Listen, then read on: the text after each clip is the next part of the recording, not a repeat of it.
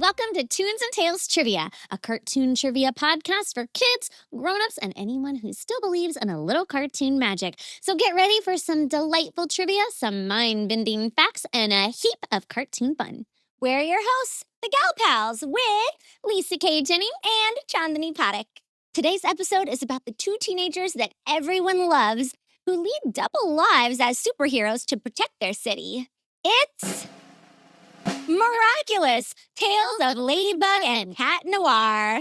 Or you could just call it Miraculous or Ladybug. Well, what do you call it at home? Is it MLB? So many names for such a popular show. And of course, we do have to point out that our host here, Lisa K. Jennings, is the voice of Lila Rossi, Cerise/Chrysalis on Miraculous Ladybug. That's right, the villainess by many names, and I've been on the show for over a decade. A decade? That is a long time. 10 years. But enough about me. Let's get started. Here's how the game works. There's 3 rounds of trivia. The first round is multiple choice. Here's how that works. Shanani, in the show Miraculous Ladybug, Ladybug's real name, is it A, Mary, B, Madeline, C, Mason, or D, Marinette? Oh, I know this. D. Ladybug's real name is Marinette. Correct. So that is how multiple choice works. Piece of cake. And our second round is our lightning round, true or false. Here's how true or false works. Lisa K. True or false, Miraculous Ladybug is a show about a ladybug that miraculously turns into a cat. That is definitely false. There are no ladybugs turning into cats. That is ridiculous. And that is how true or false works. Easy peasy. And the third and final round is fill in the blank. For example, the show that mixes trivia and tunes is called Toons and... If you said tails, you were right. I totally know you guys got that one right. They totally got it. After we ask each question, you'll have a few seconds to think of the answer, and then it's on to the next. After each round, we'll go over the questions again, but this time with the answers so that you know just how awesome you are. And don't forget to stay tuned, because when the trivia part ends, the special guest portion begins. And this is where we bring a special guest from the animation world in to play a game of 20 questions with them and learn a little bit more about the world of animation. And Shanani, I am so excited to tell them about who our guest is. Are you excited? Oh, I am so excited. Today's guest is Miraculous Ladybug's very own director, Ezra Weisz. We can't wait for you to meet him and hear all about what it's like to be a director on such a popular animated series. So grab your favorite Kwami and let's go. It's Toons and Tales Trivia time. Round 1, multiple choice. Question 1. What landmark do we see in every episode of Miraculous? A, London Bridge, B, the Statue of Liberty, C, Eiffel Tower, or D, Big Ben? Question 2. What is Marinette's dream job? A, inventor, B, baker, C, fashion designer, or D, a police detective? Question 3. Hawkmoth uses what type of miraculous to akumatize his victims? A, a moth, B, a butterfly, C, a peacock, or D, a pigeon? Question 4. What is the phrase Adrian uses to transform into Cat Noir? A, kitty meow, B, let's purr, C, cat attack, or D, claws out? Number 5. What is Plag's favorite food? A, pasta, B, pizza, C, cheese, D, donuts? I know what my favorite food is. Donuts. I was going to say pasta. Question number 6. Which of these is not a miraculous? A, ox, B, rooster, C, monkey, or D, sloth? Question 7. Who is Queen Bee? A, Alia, B, Chloe, C, Zoe, or D, Kagami? Question number 8. Cataclysm is the power of A. Destruction, B. Flight, C. Invisibility, or D. Mind reading. Question 9. The main teacher for Marinette and Adrian's classmates is named A. Miss Frizzle, B. Miss Brazier, C. Miss Honey, or D. Miss Bustier? Question number 10. The word akuma means what in Japanese? A. Fear, B. Demon, C. Spirit, or D. Transformation? That was so much fun, and some of those were really hard. Let's see how you did. So question 1 was, what landmark do we see in every episode of Miraculous? Your choices were A. London Bridge, B. the Statue of Liberty, C. Eiffel Tower, or D. Big Ben? And the answer is Eiffel Tower. Question number 2 was, what is Marinette's dream job? Is it A. an inventor, B. a baker, C. fashion designer, or D. a police detective?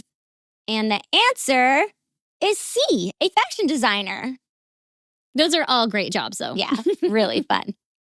Okay, question 3 was, Hawkmoth uses what type of miraculous to akumatize his victims? A. a moth, B. a butterfly, C. a peacock, or D. a pigeon? And the answer, a butterfly. Ooh.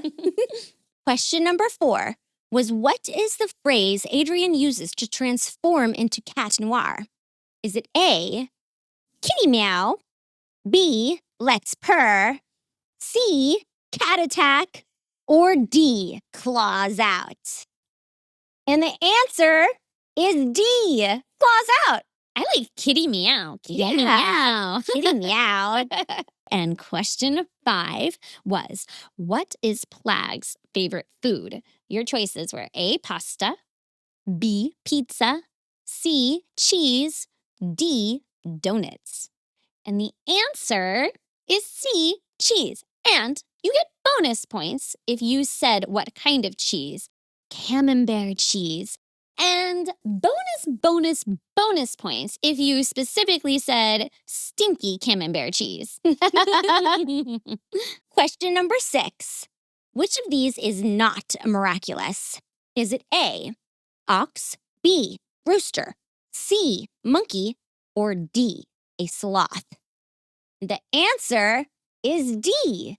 a sloth. It's not a miraculous. I thought it could be. Yeah, I don't blame ya. Maybe it will be one day. Who knows? Okay, question 7 was, who is Queen Bee? Your choices were A. Alia, B. Chloe, C. Zoe, or D. Kagami. And the answer is Chloe. Obviously, she is the Queen Bee. Question number 8.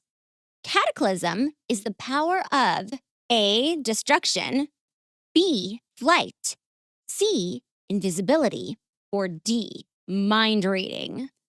The answer was A. destruction.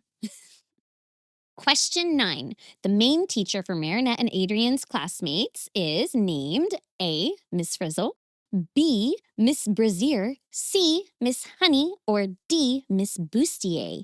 And the answer is Miss Bustier. Oh, Miss Bustier. What a good name. Yeah. Question number 10 was, the word akuma means what in Japanese? A. fear, B. demon, C. spirit, or D. flight? And the answer is B. demon. All right, Miraculous, that was round 1. Now get ready because it's time for our lightning round. True or false?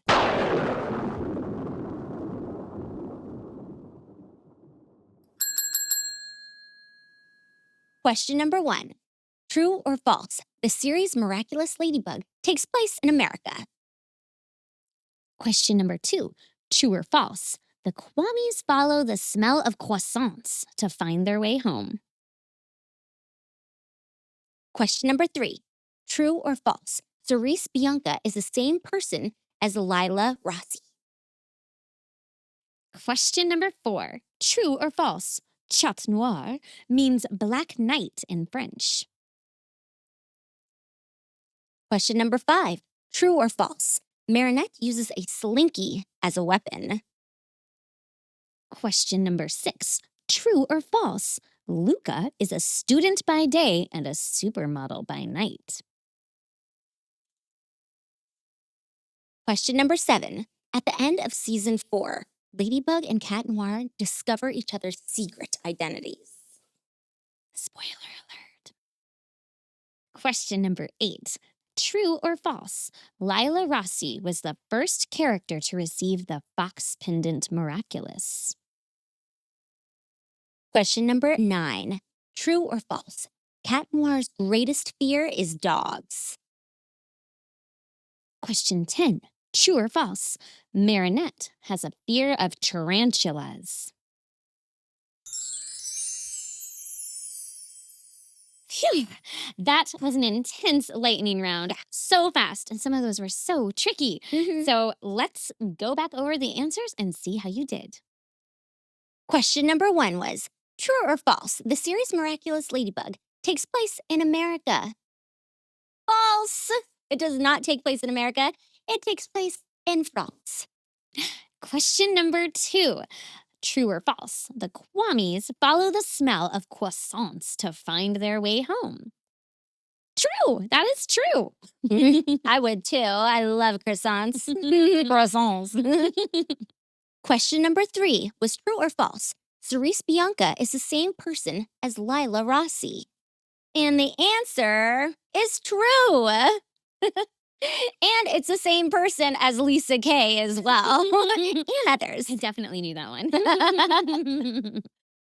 And question 4 was, true or false? Chat noir means black night in French. False. It means black cat. Oh. Question number 5 was true or false? Marinette uses a slinky as a weapon. And the answer is false. She uses a yo-yo. Question 6 was, true or false? Luca is a student by day and a supermodel by night. The answer is false. Adrian is the supermodel, but Luca's just as cute. So yeah. Question number 7 was true or false? At the end of season 4, Ladybug and Cat Noir discover each other's secret identities. Spoiler! They do. The answer is true. Sorry if you're not caught up. Catch up already. You got time.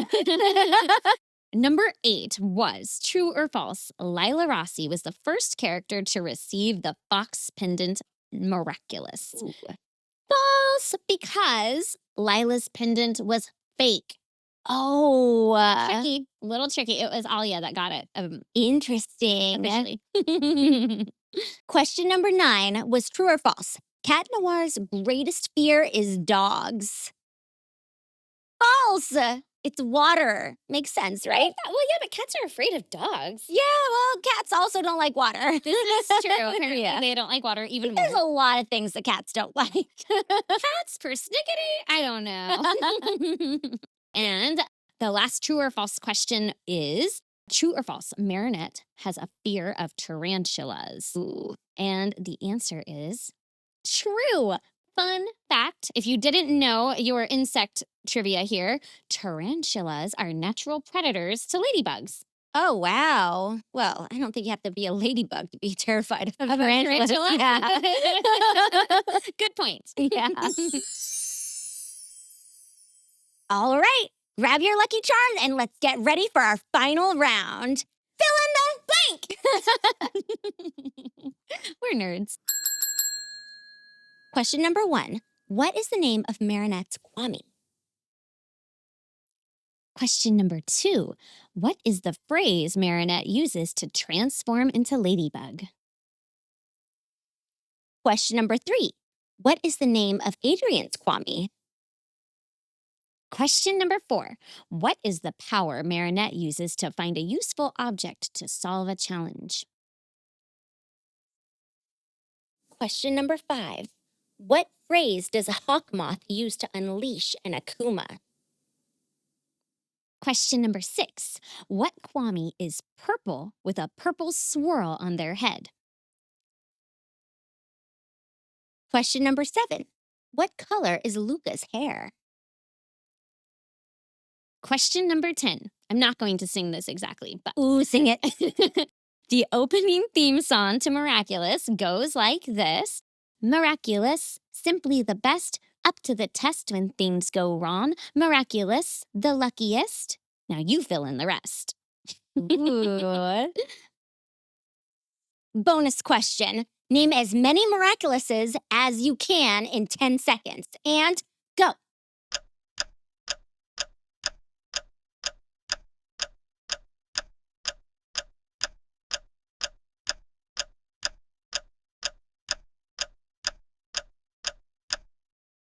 All right. Hopefully that was enough time to get a few. Can't wait to hear what you could name.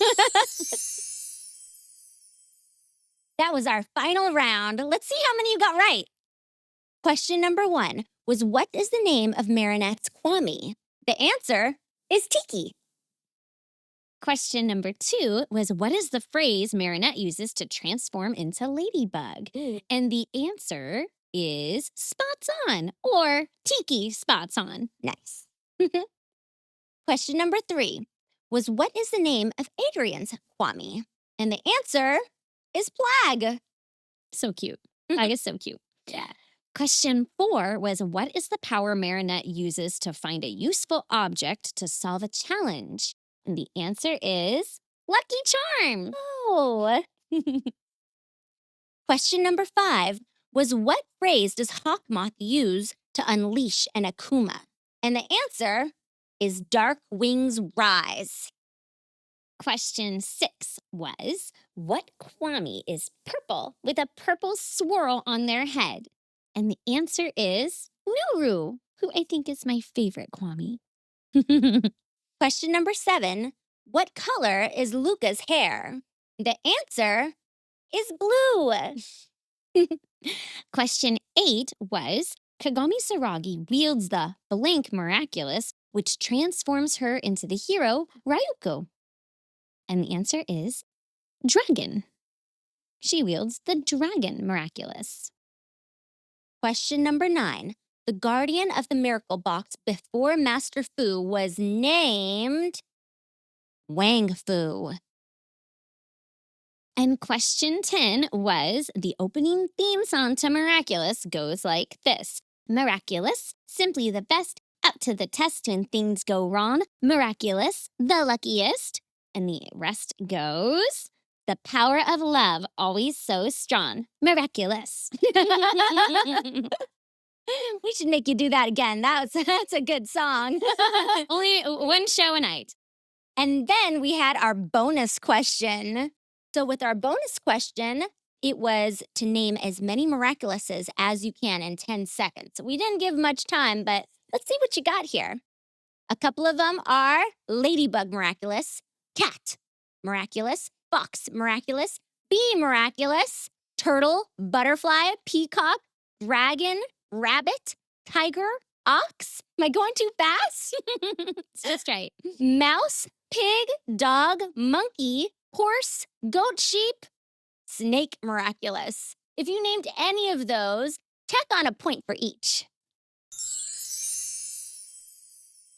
Wow, that was such a fun game. It really was. I learned so much about the show. I really just need to watch all of the episodes. You should. It is such a wonderful show. Yeah. And now we hope our audience had as much fun on the Toons and Tales trivia part and are now ready to play 20 questions with our special guest, the director of Miraculous Ladybug, Ezra Weisz. Yes! Thank thank you so much, Ezra, for being on our show today. So we're going to jump right into it, and we're going to start asking questions about the cartoon world and what exactly your role is. Bring it. So we know that you're an animation dubbing director. Can you tell our audience what dubbing is? Dubbing is taking a project that is in a foreign language or a language that's not English and dubbing it into English, meaning we have English-speaking actors that will then perform the same lines that have been translated and slightly modified or adapted. So even though it might be filmed in French, we have English performers deliver that performance, and then you're able to watch a show from France or from Turkey or from China or from Japan, and you're able to understand it in your language. I am an English dubbing director, but I work with shows from all around the world, and I dub them into English. What's a day at the studio like for you? I walk in and say hello to everybody. I think that's really important. It makes me feel like I'm connected to the people that work there. And then I'll look over the schedule and I'll say, oh, who's coming in to record today? Then I will talk to my engineer, and the engineer and the director work very closely together. We're like Batman and Robin, like the two of us. And then I'll have an actor come in, and then we'll do line after line after line of recording. And then we'll give high fives, and then I'll say goodbye to them. And then in comes another actor, and it goes like that all day long. I try to build a relationship where it feels like I'm an extension of their friends, because if they feel comfortable, then they're going to do their best job. Yeah. And as an actor who has been directed by you many times, I can say that you definitely do that. And even so much to that, not just a good news. I came in last time to one of our sessions, like practically in tears. You had sad news. I had frustrating sad, news. frustrating news. And he just gives you the biggest hug, and it is. And then you can let go and get to it. So he knows what he's doing. Wow. Yeah. That's very masterful. Yes. And just a great person. Thank you. Amazing. So tell us a little bit about your background and how you became a dubbing director. Well, my background and how I became a dubbing director is a very long journey, because when I was a kid in school, I had a lot of energy and I really liked to entertain people and kind of make them laugh. And sometimes not at the best times, like when the teacher would be trying to teach and I would be making faces or causing distractions. Class clown. I was hear. a little bit of a class clown. And I had a hard time really focusing and reading. I have what's called dyslexia. So sometimes my eyes will see the words and my brain will mix them around. And I had tutors that would work with me privately after school. And I had an eye doctor that actually helped me work with different exercises so that my eyes could focus and my brain could kind of calm down a little bit. And because of that, I started to read out loud. Reading out loud slowed me down, and it allowed me to hear the words that I was saying. So it was almost like I was doing an audiobook or doing a play out loud. Because if there were lots of characters, then I could make different voices for the different characters that would come around. Like all the things, I would entertain my own brain. And I thought, maybe I like performing. So I started to study acting classes. And in high school, I was very involved in the theater department. And after high school, I went to college and I got very involved in the theater department as an actor, getting classically trained and working on Shakespeare and working on Chekhov, which is a very famous Russian playwright, and working on Commedia dell'arte, which is an Italian style of comedy performance and physical performance. And I love comedy. And from that, I learned that I could be very expressive with my voice. And with theater, I was really booming. And with all the training, it taught me how to do it properly so that I could support my voice and not hurt my throat. When I graduated college, somebody saw me in a play and said, would you like to do voices on a TV show called Mighty Morphin Power Rangers? No way. Way. And I said, yes, I would love that. And I went in to my very first professional job as a voice actor into the voiceover booth, which is like it's almost like a telephone booth, which maybe a lot of people don't know what a telephone booth is anymore. Oh, yeah. But I went into a very small closet and it had a microphone in it. And it also had a television in there so that I could watch the television. And I had to play a monster that the Power Rangers were fighting. So I had a big monster voice and I had big booming gestures in my voice. When it was over, cool. the director said, Ezra, you did that really well. And he said, we'd love to have you come back again. And then from there, I started to do more and more voiceover jobs. And then eventually somebody said, you know a lot about theater and acting, and I really like how you are with people. You're professional, you show up on time, you're kind and you're patient, and we think you'd make a very good director for a project we have.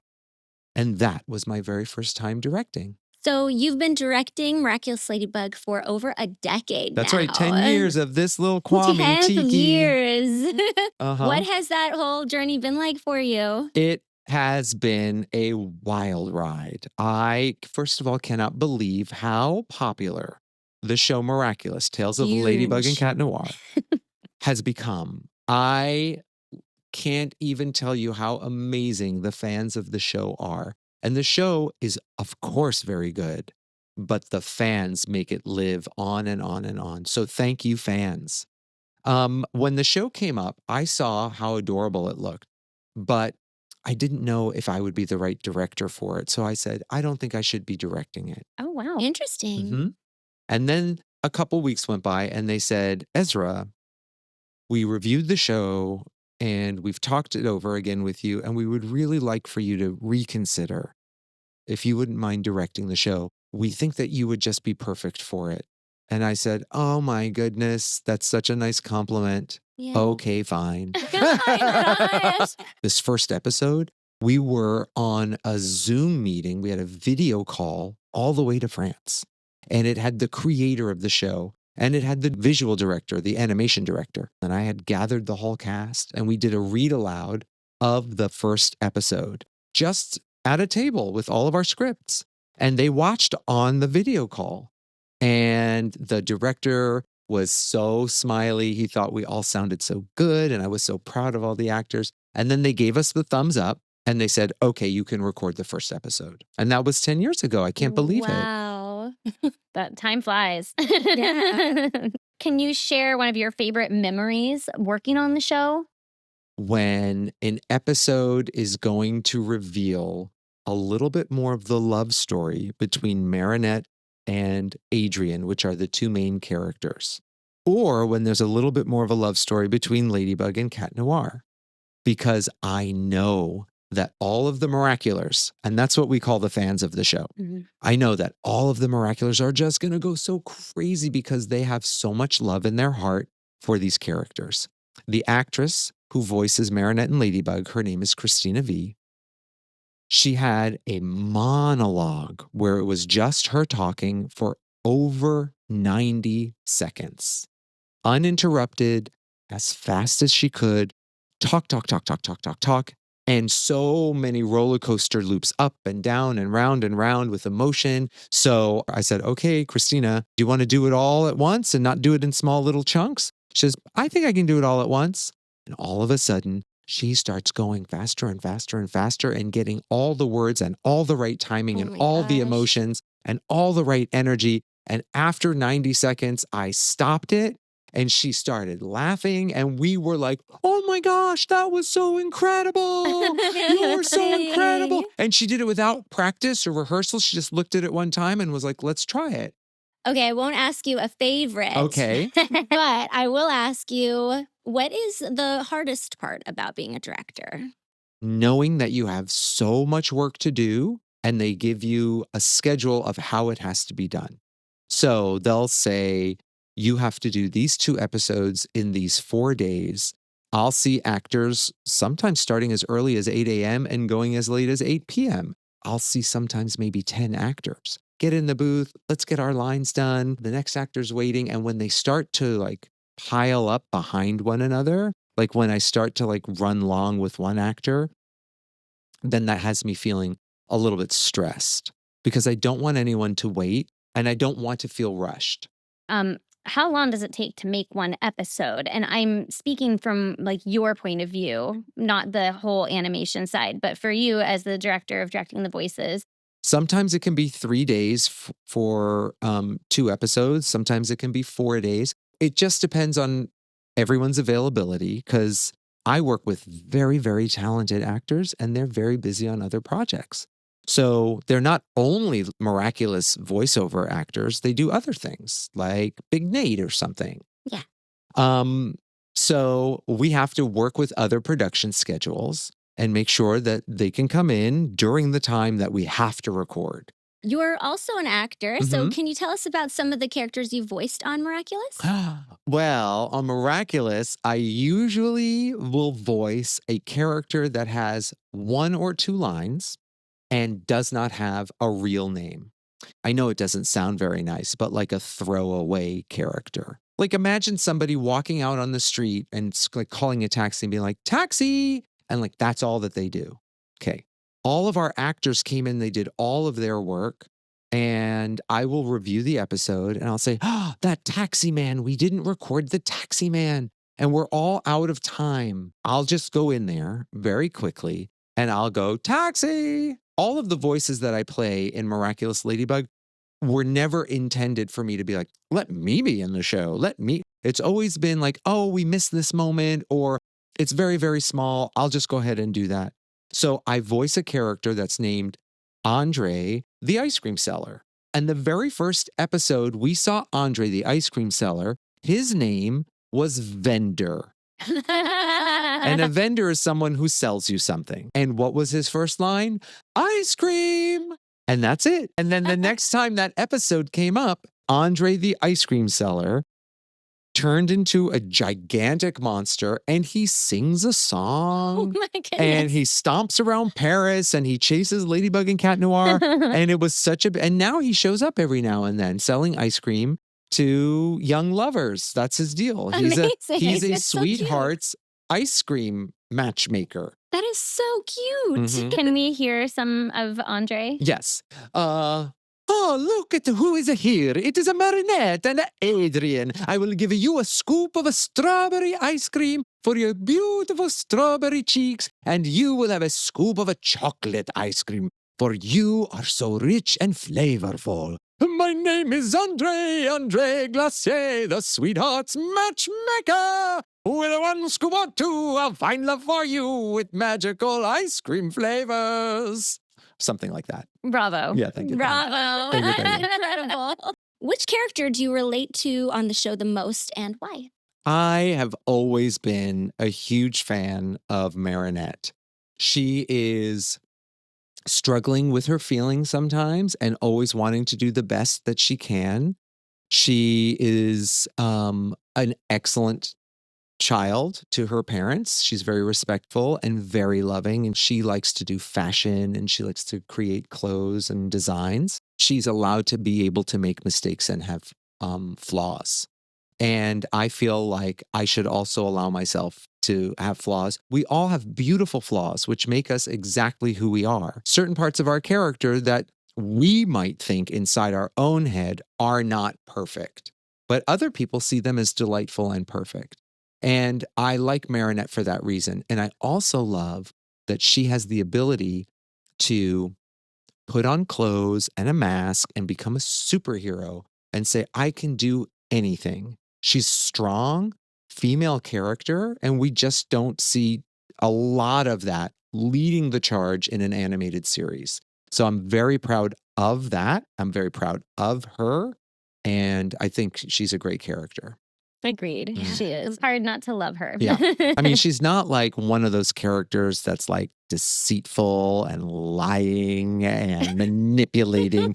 Those characters are super fun for our heroes. Those are fun. Yeah. No, who he's talking about. Okay, if you could have a miraculous of your own, Yes. I'm sure you've been asked this before, but Yes. which would you choose? I would choose, well, I think you're holding the Kwami that I love the most. And that is It belongs to that is Nuru. me. Yeah, you have Nuru now, but just these seasons.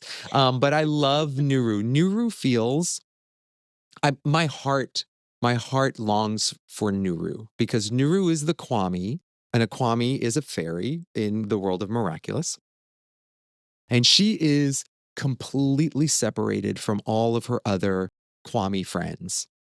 And she's kind of held like a prisoner in our villain's lair. And Nuru is the one who turns the person into the major villain because all of the kwamis have like little jewelry and they sort of fly into the jewelry and they'll transform the person into the hero, or in Nuru's case, the hero that doesn't make very good choices, or the villain. And I just feel like sweet Nuru wants to be with all of their friends.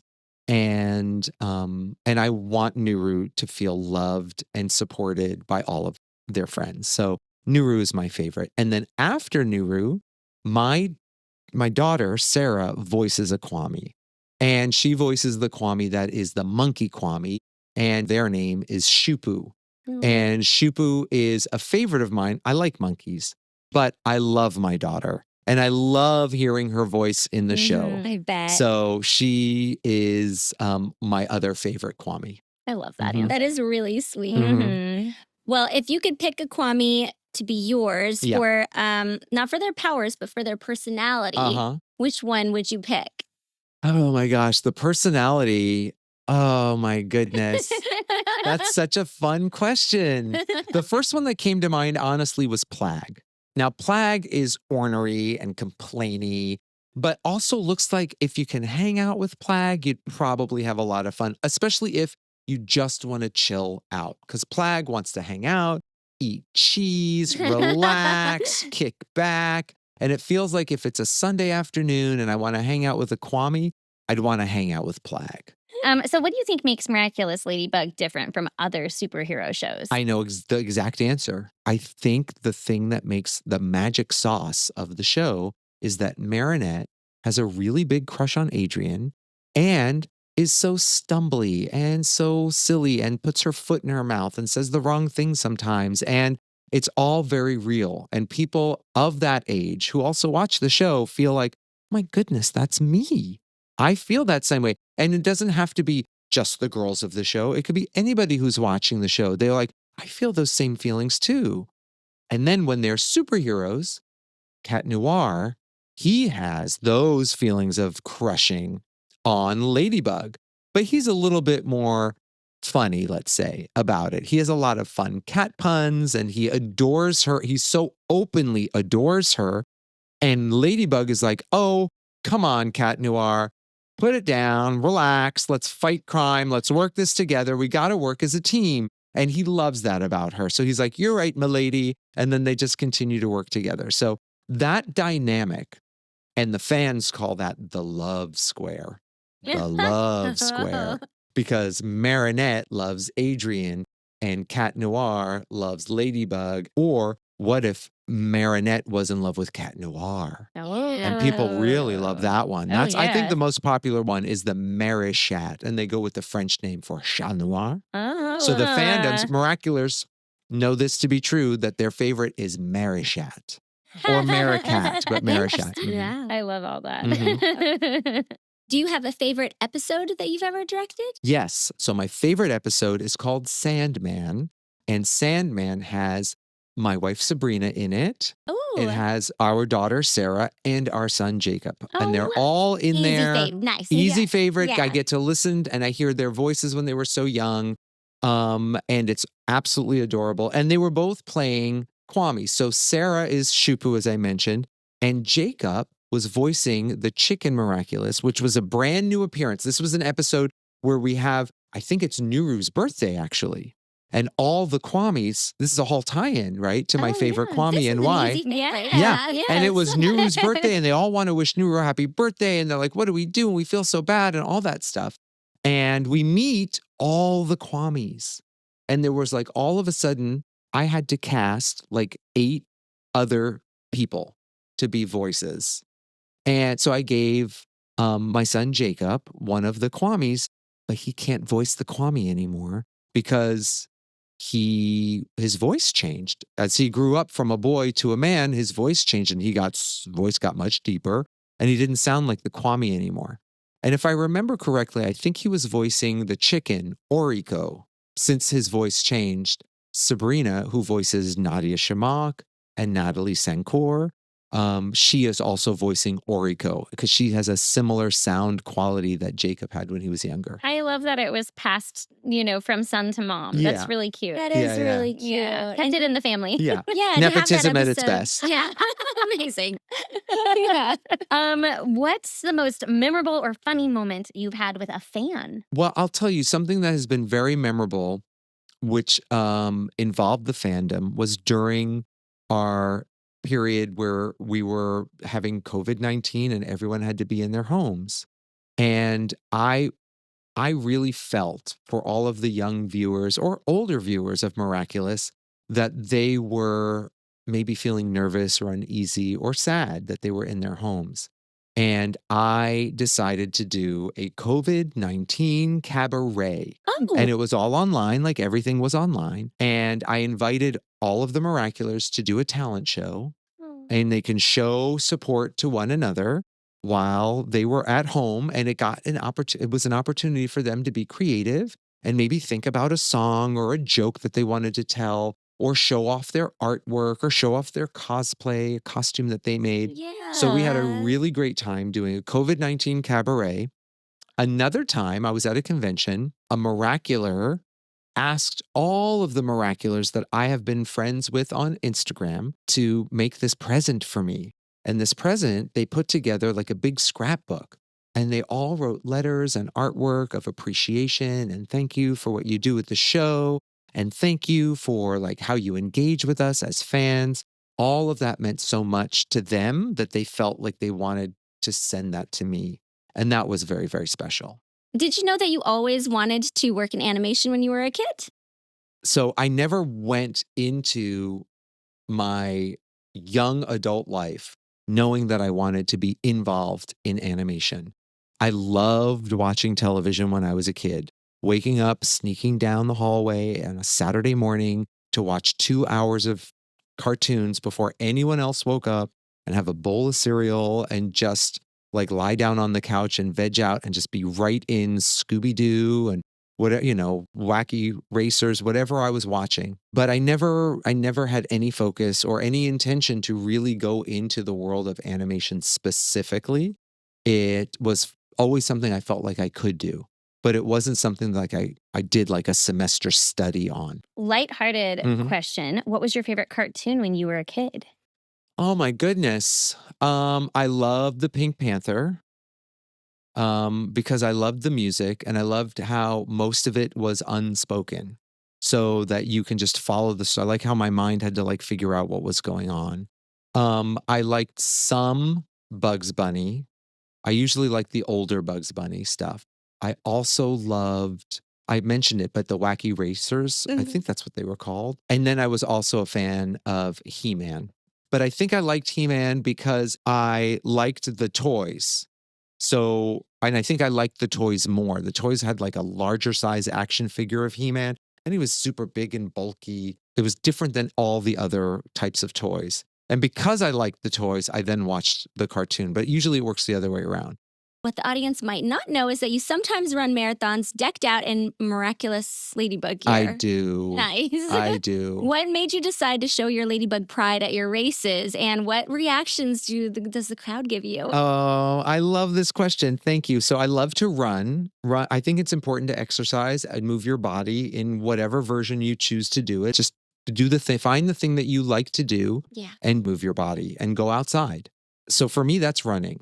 And once Miraculous started to get all of these different licensing deals for different merchandise, like toys and clothes, there is an apparel company that had a licensing deal that had Ladybug athleisure wear as well as workout clothes. So it was Ladybug's outfit, and it still is made for women. It's all designed and stitched for the female form of different sizes.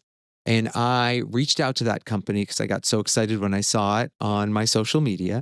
And I said, if you send me an outfit, I'll wear it in a race. And they said, okay. Oh, amazing. They said, okay. And then I had Miraculous Ladybug glasses. And since it was kind of form-fitting clothing, I decided to wear a tutu. So I have the Ladybug outfit, but I have a Oh. big tutu around my waist, and I have the glasses. and I run the race like that. And it's very ridiculous. It sticks out, but I do it for a greater cause. And that is because at first I knew that there would be volunteers that are teenagers handing out water and Gatorades and things like that. So I could run by all of those aid stations and they would be like, oh, hey, Miraculous. I'm like, pound it. And their eyes would light up like, he knows the show we love. Totally. Or we would see other kids that would be supporting a family member that's running the race. And even if they don't know Ladybug from the show Miraculous, then they see me looking like a ladybug. Completely. Right. And I think it's important for them to also see people who are exercising and maybe male presenting like myself and not having to be like so masculine, and that you can be silly and you can have fun and you can dress up as anything that you want to. And now I've done it in so many races. I did it in the Long Beach Marathon. I've done it in the Los Angeles Marathon for several years, that people now run past me and they're like, hey, Ladybug guy, hey, Ladybug runner, because they'll see me race after race. And I do that because I want people to feel like in a race of 24,000 people, they can literally spot, Ladybug pun, they can spot somebody that even though they don't know me, it lifts up their experience. What is the best part of your job? Working with people. The best part is working with people. I love all the projects, but the projects are replaceable. That is by far the greatest thing, is engaging and seeing and being with people, because you feel new energy throughout the day with a new person. Some of our audience might want to grow up to work as a director for cartoons one day. Mhm. Do you have any advice for them? I think that it's important for a director to understand what it's like as an actor. I found that it has been a huge tool for me. I know the language to speak to actors because I was an actor that had to learn that language. Before we sign off, where can people find you? If anybody is interested in following my crazy adventures, which involves running, directing, lots of Miraculous, other projects that I'm involved in, and my family, sometimes my dog, then you can follow me at Ezra Weisz. Well, thank you so much for being on Toons and Tales Trivia. We just loved having you. Yeah, thank you so much for being on our show. My pleasure. I had such a great time. Thank you so much, Ezra, for playing 20 questions with us on Toons and Tales Trivia. That's our show. Thank you for tuning into Toons and Tales Trivia with your gal pals, Lisa K. Jennings And Chandani Padak. We hope you had fun. Please make sure to like and subscribe and download our podcast wherever you get your podcasts from. See you next time and stay tuned.